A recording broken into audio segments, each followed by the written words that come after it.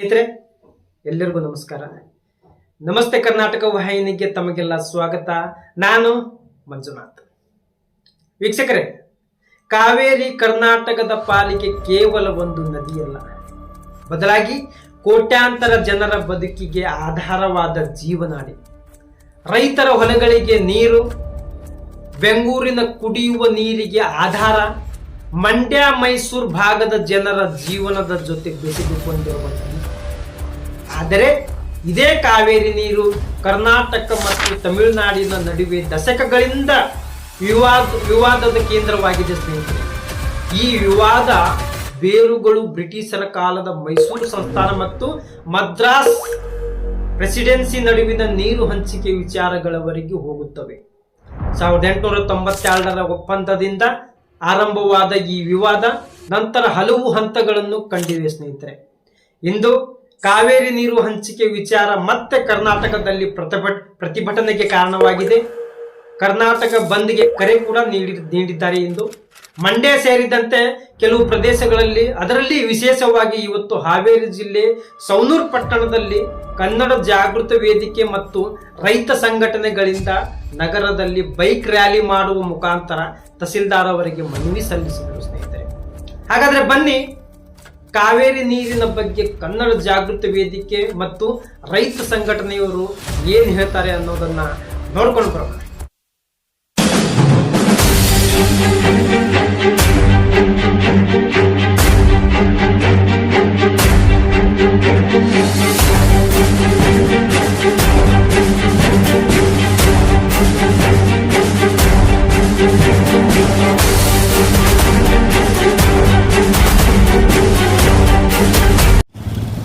ಸ್ನೇಹಿತರೆ, ಇಲ್ಲಿ ಹಾವೇರಿ ಜಿಲ್ಲೆ ಸವಣೂರು ನಗರದಲ್ಲಿ ಕಾವೇರಿ ಕಿಚ್ಚು ಇಲ್ಲೂ ಕೂಡ ಏರಿದೆ. ಅದಕ್ಕಾಗಿ ಕನ್ನಡ ಜಾಗೃತಿ ಸೇವೆಯವರು ಮತ್ತೆ ರೈತ ಸಂಘದವರು ಕೂಡಿದ್ದಾರೆ. ಹಾಗಾದ್ರೆ ಬನ್ನಿ, ಅವರ ಉದ್ದೇಶ ಏನು, ಅವರ ಆಸೆ ಆಕಾಂಕ್ಷೆಗಳು ಏನು ಅಂತ ಅವ್ರ ಬಾಯಿದ ಕೇಳೋಣ. ಹೇಳಿ ಸರ್, ತಮ್ಮ ಹೆಸರು? ತಾಲೂಕು ಅಧ್ಯಕ್ಷರು. ನೋಡಿ, ಇವತ್ತ ಕಾವೇರಿ ನಮ್ಮ ತಾಯಿ ಮತ್ತು ಆ ಕಾವೇರಿ ನದಿ ನೀರನ್ನು ಕರ್ನಾಟಕ ಸರ್ಕಾರ ತಮಿಳುನಾಡಿಗೆ ಬಿಡ್ತಾ ಇರೋದನ್ನು ವಿರೋಧಿಸಿ ಇವತ್ತು ಎಲ್ಲ ಕನ್ನಡ ಸಂಘಟನೆಗಳು ಹಾಗೂ ರೈತ ಸಂಘಟನೆಯವರು ಎಲ್ಲರೂ ಸೇರಿ ಈ ಒಂದು ಹೋರಾಟಕ್ಕೆ ನಾವು ಧುಮುಕಿದ್ದೀವಿ. ನಮ್ಮ ಹಕ್ಕು ಒತ್ತಾಯ ಇಷ್ಟೇ, ಕಾವೇರಿ ನದಿ ನೀರನ್ನು ಏನು ಬಹುಪಾಲವಾಗಿ ತಮಿಳುನಾಡಿಗೆ ಬಿಡ್ತಾ ಇದ್ದಾರೆ ಅದು ಬಂದಾಗಬೇಕು. ಸುಮಾರು ಬೆಂಗಳೂರು ಮತ್ತು ಮೈಸೂರು ಕುಡಿಯೋಕೆ ನೀರು ಇರೋದೇ ಆ ಕಾವೇರಿ ನದಿಯಿಂದ. ಅಂಥ ಅಂತರ್ಜಲವನ್ನು ಇವತ್ತಿಗೆ ತಮಿಳುನಾಡಿಗೆ ಬಿಟ್ಟು ನಾವು ನಾಳೆ ಕುಡಿಯೋಕೆ ನೀರಿಲ್ಲದಂಥ ವ್ಯವಸ್ಥೆಯನ್ನು ಮಾಡ್ಕೋಬಾರ್ದು ಅಂತೇಳಿ ನಮ್ಮೊಂದು ಈ ಹೋರಾಟದ ಕಿಚ್ಚನ್ನು ಹಚ್ಚಿ ನಾವು ಹೊರಗೆ ಬಂದಿದ್ದೀವಿ. ಇಷ್ಟೇ, ನಾವು ಮುಖ್ಯಮಂತ್ರಿಗಳಿಗೆ ನಾವು ಮನವಿ ಕೊಡ್ತಾ ಇದ್ದೀವಿ. ಉಪವಿಭಾಗಾಧಿಕಾರಿ ಮುಖಾಂತರ ನಮ್ಮ ಕನ್ನಡ ನಾಡಿನ ಜಲಜೀವನಾಡಿ ಆದಂಥ ಕಾವೇರಿ ನೀರು ನಮ್ಗೆ ಉಳಿಲೇಬೇಕು, ಅದು ನಮ್ಮ ಹಕ್ಕು. ಸರ್, ಇವತ್ತು ತಮಿಳುನಾಡು ಹೇಳ್ತಾ ಇದ್ದಾರೆ ಏನಂತಂದ್ರೆ, ಇವಾಗ ನಿಮ್ಮ ರಾಜ್ಯಕ್ಕೆ ಏನಾದ್ರು ಸಮಸ್ಯೆ ಇದ್ರೆ ನಾವಿರ್ತೀವಿ ಜೊತೆಗೆ, ನಮ್ಮ ರಾಜ್ಯಕ್ಕೆ ಇವಾಗ ಕಾವೇರಿ ನದಿ ನೀರು ಬೇಕಾಗಿದೆ, ಅದಕ್ಕೆ ನಿಮ್ಮ ಸಹಾಯ ಮಾಡಿ ಅಂತ ಅವ್ರು ಗೋಗರ್ತಾ ಇದ್ದಾರೆ. ಇದಕ್ಕೆ ನೀವೇನಂತೀರಿ? ಸಹಾಯ ಮಾಡುವುದು, ನಮ್ಮಲ್ಲೇ ನೀರಿಲ್ಲ ಮೊದಲೇ ಮತ್ತು ಸರ್, ನಮ್ಮಲ್ಲಿ ನೀರಿದ್ದೊತ್ನಾಗ ನಾವು ಸಹಾಯ ಮಾಡಿದ್ದೀವಿ. ಸುಮಾರು ಇಷ್ಟು ವರ್ಷಗಳ ಏನು ಇದು ಇತಿಹಾಸ ಇದೆಯಲ್ಲ, ಇದು ಬ್ರಿಟಿಷ್ ಸರ್ಕಾರ ಮಾಡಿದಂತ ಕಾನೂನುಗಳ ಚೌಕಟ್ಟಿನೊಳಗೆ ಇದ್ದೀವಿ. ಇನ್ನೂವರೆಗೂ ಅದು ಅಮೆಂಡ್ಮೆಂಟ್ ಇದು ಆಗಿಲ್ಲ. ಆಮೇಲೆ ನಮ್ಮ ಚುನಾಯಿತ ಪ್ರತಿನಿಧಿಗಳು ಏನಿದ್ದಾರೆ, ಎಂಪಿಗಳು, ಯಾರು ಇದ್ರ ಬಗ್ಗೆ ಚಕಾರ ಎತ್ತಾ ಇಲ್ಲ. ಇವತ್ತೇ ಕಾರಣ ಇಷ್ಟೇ, ಇವರಿಗೆ ಕನ್ನಡಿಗರ ಓಟ್ ಬೇಕು. ಕನ್ನಡ ನಾಡಿನ ಜನರ ಕುಡಿಯುವ ನೀರಿನ ವ್ಯವಸ್ಥೆ ಇವ್ರು ಮಾಡಕ್ ಸಾಧ್ಯ ಇಲ್ಲ, ಇವ್ರ ಕಡೆಯಿಂದ ಆಗೋಂಗಿಲ್ಲ. ಆ ವ್ಯವಸ್ಥೆದಾಗಿದ್ದಾರೆ. ಅದಕ್ಕಾಗಿ ಕನ್ನಡ ಪರ ಸಂಘಟನೆಗಳು ಇವತ್ತು ಹೊರಗೆ ಬಿದ್ದು ಹೋರಾಟ ಮಾಡ್ತವೆ. ಎಲ್ಲ ಎಂಪಿಗಳು ಮನೆಯಲ್ಲಿ ಕುತ್ಕೊಂಡಿದ್ದಾರೆ, ನೋಡ್ತಾ ಇದಾರೆ, ಟಿವಿ ವಿಡಿಯೋ ಎಲ್ಲ ನೋಡ್ತಾ ಇದಾರೆ. ಅವ್ರಿಗೆ ಗೊತ್ತಾಗ್ತಾ ಇದೆ ಇನ್ನೇನೋ ಕಿಚ್ಚು ಹತ್ತಾ ಇದೆ ಅಂತೇಳಿ. ಮುಂದಿನ ದಿನಮಾನದೊಳಗೆ ಕಿಚ್ಚು ಹಚ್ಚಿದ್ದ ಕರೆ ಆದ್ರೆ ಎಂಪಿಗಳನ್ನ ಸಹಿತ ಬಿಡ್ಲಿದ್ದಂಗೆ ನಾವು ಇದು ಮಾಡ್ತೀವಿ, ಕೆಲಸ ಮಾಡ್ತೀವಿ. ಮೂಲ ಉದ್ದೇಶ ನಮ್ಮ ಕಾವೇರಿ ನೀರನ್ನು ಕುರಿತು ತಮಿಳುನಾಡು ಸರ್ಕಾರ ನಮ್ಮ ಮೇಕೆದಾಟ ನಿರ್ಮಾಣ ಮಾಡಲು ಅಡ್ಡಿಪಡಿಸುತ್ತಿರುವ ಕಾರಣ ಯಾರು ಪಕ್ಕದ ರಾಜ್ಯ ತಮಿಳುನಾಡವರು ನಾವು ನೀವು ಅಣ್ಣ ತಮ್ಮರು ಅಂತೇಳಿ ಇಷ್ಟು ದಿನ ಇಲ್ಲಾರ್ದ ಅಣ್ಣ ತಮ್ಮರು ಈಗ ನೀರು ಬೇಕಂತದ್ದು ಬೇಕು ಅಂತೇಳಿ ಅವರು ವಿಡಿಯೋ ಹರಿಬಿಡುವುದರ ಮುಖಾಂತರ ಅವರು ಈ ಥರ ವಿಡಿಯೋ ಹೇಳಿಕೆ ಕೊಡ್ತಿದ್ದಾರೆ. ಯಾವುದೇ ಇರಲಿ, ಕನ್ನಡಿಗರು ಮೊದಲು ಕರ್ನಾಟಕದಲ್ಲಿ ಕನ್ನಡಿಗರ ಇಲ್ಲದೆ ಇರುವಂತ ಹಕ್ಕನ್ನು ಬೇರೆ ರಾಜ್ಯಕ್ಕೆ ಕೊಡೋದ್ರಲ್ಲಿ ಅರ್ಥ ಇಲ್ಲ ಅಂತ ಹೇಳ್ತಾರೆ. ತಮ್ಮ ಹೋರಾಟ ಕಾವೇರಿ ನದಿಗೆ ಅಷ್ಟೇ ಸೀಮಿತ ಅಥವಾ ಮೇಕೆದಾಟು ಕಳಸಾ ಬಂಡೂರಿನ ಇನ್ನುಳಿದ ಈ ಪ್ರಶ್ನೆಗಳು ಹೇಳ್ತಾರೆ. ಈಗ ಬೆಂಗಳೂರು ಮತ್ತು ಮಂಡ್ಯ ರಾಮನಗರಗೆ ಅಂತ ಬಂದ್ರೆ ಕಾವೇರಿ ನದಿ ಮೂಲ. ನಮಗೆ ಉತ್ತರ ಕರ್ನಾಟಕ ಅಂತ ಬಂದ್ರೆ ಕಳಸಾ ಬಂಡೂರಿ. ನಮ್ಮ ಕನ್ನಡ ಪರ ಸಂಘಟನೆಗಳು ಮತ್ತು ರೈತ ಪರ ಸಂಘಟನೆಗಳು ಏನ್ ಹೇಳ್ತವೆ ಅಂತಂದ್ರೆ ಒಂದೇ ಭಾಗದಲ್ಲಿಲ್ಲ, ಎಲ್ಲ ಕರ್ನಾಟಕದ ಮೂಲೆಗಳಲ್ಲೂ ಸಹ ಯಾವುದೇ ಕುಂದು ಕೊರತೆಗಳು ಇದ್ರೂ ಸಹ ಉತ್ತರ ಕರ್ನಾಟಕದ ಭಾಗದ ಕಳಸಾ ಬಂಡೂರಿ ಮತ್ತು ಮಹದಾಯಿ ಮೇಕೆದಾಟು ಯೋಜನೆ ಯಾವುದೇ ಇರಲಿ, ಕರ್ನಾಟಕದಲ್ಲಿ ಯಾವುದೇ ಕುಂದು ಕೊರತೆಗಳು ಇದ್ರೂ ಸಹ ಅಲ್ಲಿ ಪ್ರತಿಭಟನೆ ಮಾಡಲಿಕ್ಕೆ ಆ ಹಕ್ಕನ್ನು ಒದಗಿಸಲಿಕ್ಕೆ ಎಲ್ಲ ಕನ್ನಡ ಪರ ಸಂಘಟನೆಗಳು ಮತ್ತು ರೈತ ಪರ ಸಂಘಟನೆಗಳು ಅವರಿಗೆ ಬೆಂಬಲವಾಗಿ ನಿಲ್ತಾವೆ ಅಂತೇಳಿ ಹೇಳಿ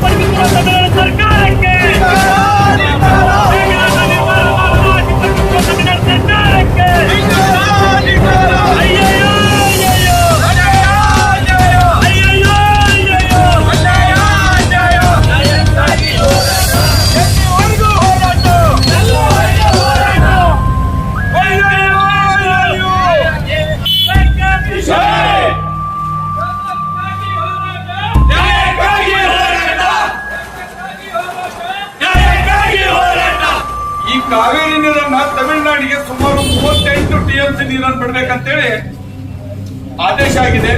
ಆ ಆದೇಶದ ವಿರುದ್ಧ ನಮ್ಮ ಹೋರಾಟ ಇರುತ್ತೆ. ಮುಂದಿನ ದಿನಮಾನದೊಳಗೆ ಮಳೆ ಆಗಿ ಆ ಟ್ಯಾಪ್ ತುಂಬಿದ್ದೇ ಕರೆ ಆದ್ರೆ ನಾವು ನೀರು ಬಿಡಕ್ಕೆ ಹೋಗ್ತೀವಿ.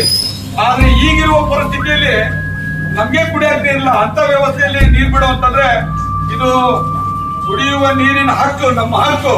ಅದಕ್ಕಾಗಿ ನಮ್ಮ ಈ ಕಾವೇರಿ ನೀರಿನ ಬಿಡುವ ಬಗ್ಗೆ ಸರ್ಕಾರಕ್ಕೆ ನಾವೊಂದು ಮನವಿ ಮಾಡ್ತಾ ಇದೀವಿ.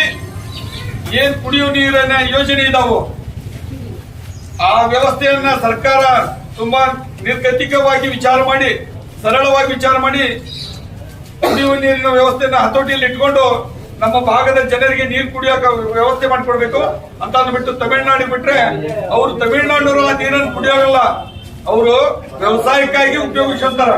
ಆದ್ರೆ ನಮಗೆ ಕುಡಿಯಕ್ಕೆ ನೀರೇ ಇಲ್ಲ, ಅಂತ ವ್ಯವಸ್ಥೆಯಲ್ಲಿ ನಾವು ಬದುಕ್ತಾ ಇದ್ದೇವೆ. ಅದಕ್ಕೆ ನಾವು ಕಾವೇರಿ ನದಿ ವಿಚಾರವಾಗಿ ಇವತ್ತಿನ ಈ ಹೋರಾಟ. ತಮಿಳುನಾಡಿಗೆ ಕಾವೇರಿ ನೀರು ಬಿಡಲೇಬಾರ್ದು ಅಂತ ಏನಾದ್ರೂ ಕಾಯ್ದೆಯಲ್ಲಿ ಬರೆದಿದೆ ಅಥವಾ ಕರ್ನಾಟಕ ಸ್ವತ್ತು ಅಂತೇಳಿ ಏನಾದ್ರೂ ರಿಸ್ಟ್ರಿಕ್ಷನ್ ಇದೆ ಅಂತ? ಇದು ಬ್ರಿಟಿಷ್ ಸರ್ಕಾರ ಮಾಡಿದಂತ ಒಂದು ಆದೇಶವನ್ನ ಇನ್ನೂವರೆಗೂ ನಮ್ಮ ಕರ್ನಾಟಕ ರಾಜ್ಯ ಏನ್ ನಡೆಸ್ತಾ ಇದೆ ಸರ್ಕಾರ, ಇವೆಲ್ಲ ಆ ಕಾನೂನುಗಳನ್ನೇ ನಡೆಸ್ಕೊಂಡು ಬಂದಿದ್ದಾವೆ. ಆದ್ರೆ ಈಗ ಅದು ಅಮೆಂಡ್ಮೆಂಟ್ ಬೇರೆ ಆಗ್ಬೇಕು. ಇಲ್ಲಿಂದ ಆಯ್ಕೆ ಆದಂತ MP-ಗಳು ಕೇಂದ್ರದಲ್ಲಿ ಕುತ್ಕೊಂಡು ಬರೀ ಮಜಾ ಮಾಡ್ತಾ ಇದಾರೆ. ಅವ್ರು ಏನ್ ಇದ್ರ ಬಗ್ಗೆ ಚಕಾರ ಇರ್ತಾ ಇಲ್ಲ. ಯಾಕೆ ಅವ್ರಿಗೆ ನಾವು ಓಟ್ ಹಾಕಿದ್ರೆ, ಕನ್ನಡಿಗರು ಓಟ್ ಹಾಕಿದಾರೆ, ಅವ್ರಿಗೆ ಕೇಳೋ ಹಾಕಿದೆ. ಆದ್ರೆ ಅವ್ರು ಏನು ಮಾತಾಡ್ತಾರೆ? ಕಾರಣ ಇಷ್ಟೇ, ಅವ್ರಿಗೆ ಕುರ್ಚಿ ಬೇಕು, ಅವ್ರಿಗೆ ವ್ಯವಸ್ಥೆ ಬೇಕು, ಆದ್ರೆ ನಮ್ಗೆ ಕುಡಿಯಕ್ಕೆ ನೀರಿಲ್ಲ, ಆದ್ರೂ ಅವ್ರಿಗೆ ವಿಚಾರ ಇಲ್ಲ. ಈಗ 12 TMC ನೀರು ಬಿಟ್ಟಿದ್ದಾರೆ, ಅದಕ್ಕೇನಿದೆ? ಈಗ ನಿನ್ನೆ ರಾತ್ರಿ ಬಂದಾಗಿದೆ ಅಂತ ನಾನು ಕೇಳ್ಪಟ್ಟಿದ್ದೇನೆ. ಇವತ್ತೇನಾಗ್ತಾ ಇದೆ ಅಂತ ಗೊತ್ತಿಲ್ಲ ಇನ್ನೂರ್ಗು. ನಮ್ಮ ಹೋರಾಟ ಇಷ್ಟೇ, ತಮಿಳುನಾಡಿಗೆ ಬಿಡ್ತಾ ನೀರನ್ನು ಬಂದ್ ಆಗ್ಬೇಕು. ಅದು ನಮ್ಮ ಮೂಲ ಸ್ವತ್ತು ಕಾವೇರಿ, ನಮ್ಮ ಕರ್ನಾಟಕರ ಎಲ್ಲ ವ್ಯವಸ್ಥೆ ಇರುವಂತ ನಾಡು, ಅದಕ್ಕೆ ಬೇಕು, ನಮ್ಗೆ ಬೇಕು ಕಾವೇರಿ ನೀರು. ಯಾಕಂದ್ರ ಅದನ್ನ ಅಣೆಕಟ್ಟು ಕಟ್ಟದವರು ಕನ್ನಡ ನಾಡಿನವರು, ನಮ್ಮ ಕನ್ನಡ ಜನರು, ನಮ್ಮ ಕನ್ನಡ ಇಂಜಿನಿಯರ್ ಕಟ್ಟಿದ್ದೆ ನಮ್ಮ ಕರ್ನಾಟಕಕ್ಕಾಗಿ ಉಪಯೋಗ ಮಾಡಕ್ಕೆ ನಾವು ಕಾವೇರಿ ಡ್ಯಾಮ್ ಕಟ್ಟಿದ್ದೇವೆ. ಅದನ್ನ ನಾವು ಕಟ್ಟಿ ಅವ್ರು ಇನ್ನೊಬ್ಬರಿಗೆ ಹೆಲ್ಪ್ ಮಾಡೋದಂದ್ರ ನಮ್ಮಲ್ಲೇ ಇರ್ತಕ್ಕಂತ ರಾಜಕಾರಣಿಗಳು ಹೆಂಗದಾರ ಅಂದ್ರ ಅವ್ರಿಗೆ ಹೆಸರು ಯಾವ ತರ ಕೊಡ್ಬೇಕಂದ್ರ ಬುಗುಡೆ ಆಟವ್ರ ಅವ್ರಿಗೆ ಅತ್ತಾಗೂ ತಲೆ ಹಾಕ್ತಾರ, ಇತ್ತಾಗೂ ತಲೆ ಹಾಕ್ತಾರ. ತಮ್ಮ ಕ್ಯಾಬಿನೆಟ್, ತಮ್ಮ ರಾಜ್ಯವನ್ನು ಆಳೋಕೆ ತಾವು ಯಾವ್ದಾವ್ದು ಮುಖಾಂತರ ರಾತ್ರಿ ನೀರು ಬಿಡೋದು. ನಮ್ಮ ಕನ್ನಡ ನಾಡಿನ ನಾವೆಲ್ಲರೂ ಅಂತ ದುಷ್ಟರಂತ ರಾತ್ರಿ ಕದ್ರು ಪಯ ನೀರ್ ಬಿಡ್ತಾರಪ್ಪ ಅಂದ್ರೆ ಇದು ಅಂತ ನಮ್ಮ ಇದು ಹಿಂದ ಬಂಗಾರಪ್ಪನವರು ಏನ್ ಮಾಡಿದ್ರು, ಆಟೋಮೆಟಿಕ್ ನೀರು ಬಿಡಂಗಿಲ್ಲ ಅಂತ ಹೇಳಿ ಕಟ್ ಮಾಡಿದ್ರು. ಅಂತ ಮಾಡಿದ ಅಣೆಕಟ್ಟ ನೀರನ್ನ ಇನ್ನೊಬ್ಬರಿಗೆ ಬಿಡ್ತಾರಂದ್ರೆ ಇದು ಎಂತ ನ್ಯಾಯ ಇದೆ? ಅದಕ್ಕೆ ಇವತ್ತಿನ ರಾಜಕಾರಣಿಗಳು ತಮ್ಮ ಸ್ವತ್ತು, ತಮ್ಮ ಮನೆಗಳನ್ನ ಮಾಡ್ಕೊಳಕ ಮಾತ್ರ, ತಾವು ಉದ್ಧಾರ ಆಗಕ ಮಾತ್ರ ಇವತ್ತು ಅವ್ರು ರಾಜಕಾರಣಿ ಮಾಡಕಂತ ಹೊರತು ನಮ್ಮ ರೈತರಿಗೆ ನಾವೇನ್ ಮಾಡ್ಬೇಕು ಅನ್ನೋದು ಯಾರು ಕಲ್ಪನೆ ಇಲ್ಲ ಇವತ್ತಿನ ರಾಜಕಾರಣಿಗಳಿಗೆ. ಇವತ್ತು ಅವ್ರದೇ ಆಟ. ಒಂದೊಂದು ಖಾತೆ ಕೊಡಕ ಒಂದೊಂದು ವರ್ಷ ಹೋಗ್ತೈತಿ, ಒಂದೊಂದು ಕ್ಯಾಬಿನೆಟ್ ಮಾಡಕ ಇಷ್ಟು ದಿನ ಹೋಗ್ತೈತಿ. ನಮ್ ಜನಕ್ಕೆ ನಮ್ಗೆ ನೀರ್ ಬೇಕಂತ ನಾವು ಇವತ್ತು ಆಗ್ರಹಿಸಿ ಮಾನ್ಯ ತಹಸೀಲ್ದಾರ್ ಮುಖಾಂತರ ಮುಖ್ಯಮಂತ್ರಿ ಅವರಿಗೆ ಮನವಿ ಕೊಡ್ತಾ ಇದೀವಿ. ಎಲ್ಲಾ ಸಂಘಟನೆಗಳು ಕೂಡಿ ನಮ್ದು ಅದೇ ಒಂದೇ.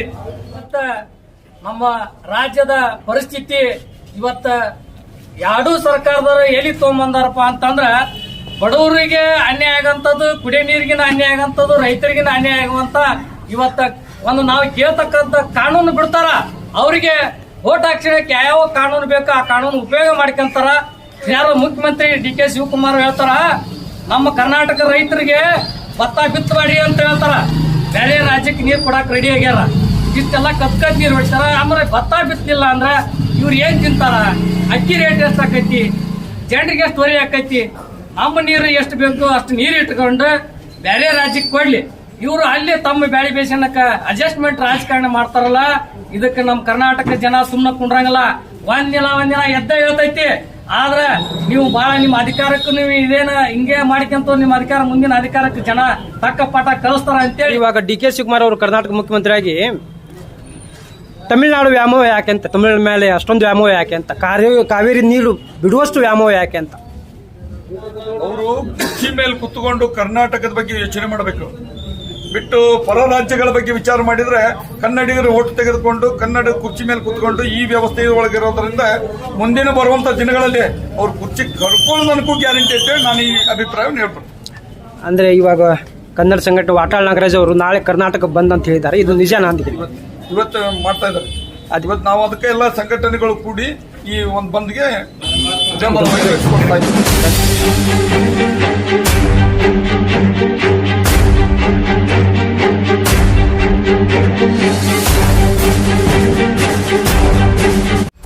ಎಸ್ ಸ್ನೇಹಿತರೆ, ನೋಡಿದ್ರಲ್ಲ, ಕಾವೇರಿ ನೀರು ಹಂಚಿಕೆ ವಿಚಾರದಲ್ಲಿ ಕರ್ನಾಟಕದ ರೈತರು ಹಲವು ಬಾರಿ ಬೀದಿಗಿಳಿದಿದ್ದಾರೆ ಸ್ನೇಹಿತರೆ. ಬರಗಾಲ ಬಂದಾಗ ಜಲಾಶಯಗಳಲ್ಲಿ ನೀರು ಕಡಿಮೆಯಾಗುತ್ತದೆ. ಒಂದು ಕಡೆ ಕರ್ನಾಟಕದ ರೈತರಿಗೆ ಬೆಳೆ ಉಳಿಸಿಕೊಳ್ಳಲು ನೀರು ಬೇಕು, ಮತ್ತೊಂದು ಕಡೆ ತಮಿಳುನಾಡಿನ ರೈತರಿಗೂ ಕಾವೇರಿ ನೀರಿನ ಅವಶ್ಯಕತೆ ಇದೆ ಸ್ನೇಹಿತರೆ. ಈ ಕಾರಣದಿಂದ ನೀರಿನ ಹಂಚಿಕೆ ವಿಚಾರ ಪ್ರತಿ ಬಾರಿಯೂ ಭಾವನಾತ್ಮಕ ಮತ್ತು ರಾಜಕೀಯ ವಿಷಯವಾಗುತ್ತದೆ ಸ್ನೇಹಿತರೆ. 1991ರಲ್ಲಿ ಕಾವೇರಿ ಜಲ ವಿವಾದ ನ್ಯಾಯಾಧೀಕರಣದ ಮಧ್ಯಂತರ ಆದೇಶದ ನಂತರ ಕರ್ನಾಟಕದಲ್ಲಿ ವ್ಯಾಪಕ ಪ್ರತಿಭಟನೆಗಳು ನಡೆದವು. ನಂತರ 2007ರಲ್ಲಿ ನ್ಯಾಯಾಧೀಕರಣ ಅಂತಿಮ ತೀರ್ಪು ಕೂಡ ನೀಡಿತು. ಅದರ ನಂತರವೂ ವಿವಾದ ಸಂಪೂರ್ಣವಾಗಿ ಅಂತ್ಯವಾಗಲಿಲ್ಲ ಸ್ನೇಹಿತರೆ. 2018ರಲ್ಲಿ ಸುಪ್ರೀಂ ಕೋರ್ಟ್ ತನ್ನ ತೀರ್ಪಿನಲ್ಲಿ ಕರ್ನಾಟಕ, ತಮಿಳುನಾಡು ಸೇರಿದಂತೆ ಕಾವೇರಿ ಜಲ ಹಂಚಿಕೆಯ ಬಗ್ಗೆ ತನ್ನ ನಿರ್ಧಾರವನ್ನು ನೀಡಿತು. ಕಾವೇರಿ ಹೋರಾಟ ಎಂದರೆ ಕೇವಲ ಕರ್ನಾಟಕ ವಿರುದ್ಧ ತಮಿಳುನಾಡು ಎಂಬ ಹೋರಾಟವಾಗಬಾರದು ಸ್ನೇಹಿತರೆ. ಇದರ ಹಿಂದೆ ರೈತರ ಬದುಕು, ಕುಡಿಯುವ ನೀರು, ಕೃಷಿ, ಪರಿಸರ ಮತ್ತು ಭವಿಷ್ಯದ ಪೀಳಿಗೆಯ ಪ್ರಶ್ನೆ ಇದೆ ಸ್ನೇಹಿತರೆ. ಇಂತಹ ಸಂದರ್ಭದಲ್ಲಿ ಸರ್ಕಾರಗಳು ಕಾನೂನುಬದ್ಧ ಮಾರ್ಗದಲ್ಲಿ ರಾಜ್ಯದ ಹಿತವನ್ನು ಕಾಪಾಡಬೇಕು. ರೈತರ ನೋವನ್ನು ಅರ್ಥ ಮಾಡಿಕೊಂಡು ವೈಜ್ಞಾನಿಕವಾಗಿ ನೀರಿನ ನಿರ್ವಹಣೆ ಮಾಡಬೇಕು ಸ್ನೇಹಿತರೆ. ಮಳೆ ನೀರು ಸಂಗ್ರಹ, ಕೆರೆಗಳ ಪುನಶ್ಚೇತನ, ಅಂತರ್ಜಲ ಸಂರಕ್ಷಣೆ ಮತ್ತು ನೀರಿನ ಸಮರ್ಪಕ ಬಳಕೆಗೆ ಹೆಚ್ಚಿನ ಆದ್ಯತೆ ನೀಡಬೇಕು. ಅದೇ ರೀತಿಯಾಗಿ ಕಾವೇರಿ ನಮ್ಮ ಹಕ್ಕಿನ ಪ್ರಶ್ನೆಯಾದರೂ ಅದು ನಮ್ಮ ಜವಾಬ್ದಾರಿಯು ಪ್ರಶ್ನೆಯೂ ಹೌದು ಸ್ನೇಹಿತರೆ. ನೀರು ಉಳಿದರೆ ರೈತ ಉಳಿಯುತ್ತಾನೆ, ರೈತ ಉಳಿದರೆ ಕರ್ನಾಟಕ ಉಳಿಯುತ್ತದೆ, ಕರ್ನಾಟಕ ಉಳಿದರೆ ನಮ್ಮ ಭವಿಷ್ಯ ಉಳಿಯುತ್ತದೆ ಸ್ನೇಹಿತರೆ. ಆದ್ದರಿಂದ ಕಾವೇರಿ ಹೋರಾಟ ಕೇವಲ ರಸ್ತೆಯ ಮೇಲಿನ ಹೋರಾಟವಾಗದೆ ನೀರಿನ ಸಂರಕ್ಷಣೆ ಮತ್ತು ನ್ಯಾಯಯುತ ಹಂಚಿಕೆಗಾಗಿ ನಡೆಯುವ ಶಾಂತಿಯುತ ಹಾಗೂ ಪ್ರಜಾಸತ್ತಾತ್ಮಕ ಹೋರಾಟವಾಗಬೇಕು ಎನ್ನುವುದೇ ನಮ್ಮ ಮಾಧ್ಯಮದ ಮದುವೆ ಆಗಿದೆ ಸ್ನೇಹಿತರೆ. ಎಸ್ ಸ್ನೇಹಿತರೆ, ಇದಾಗಿತ್ತು ಕಾವೇರಿ ನೀರಿನ ಹೋರಾಟದ ಬಗ್ಗೆ. ಮತ್ತೆ ಸಿಗೋಣ ಮುಂದಿನ ವಿಡಿಯೋದಲ್ಲಿ. ಅಲ್ಲಿವರೆಗೂ ನಮಸ್ಕಾರ.